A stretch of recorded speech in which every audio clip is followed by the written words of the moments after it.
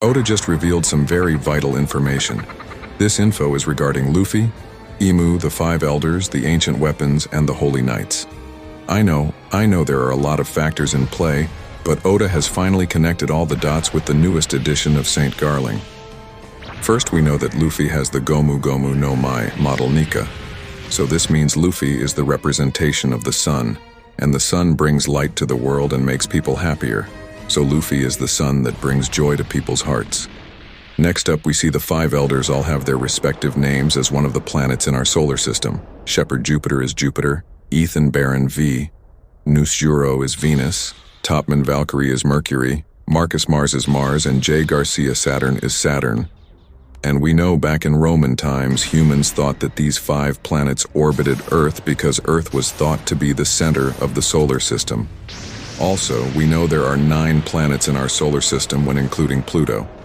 Now that we have 5 of the 9 out of the way, let's jump into the ancient weapons, Uranus, Neptune, and Pluto, who all take on their Greek god names. One is the sky, the other is the ocean, and lastly, the underworld.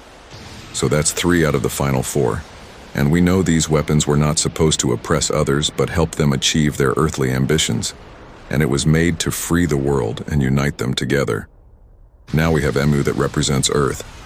Emu, which represents the ego of man and obsession over Earth, fought for the possession of ancient weapons, and most importantly, the control over others.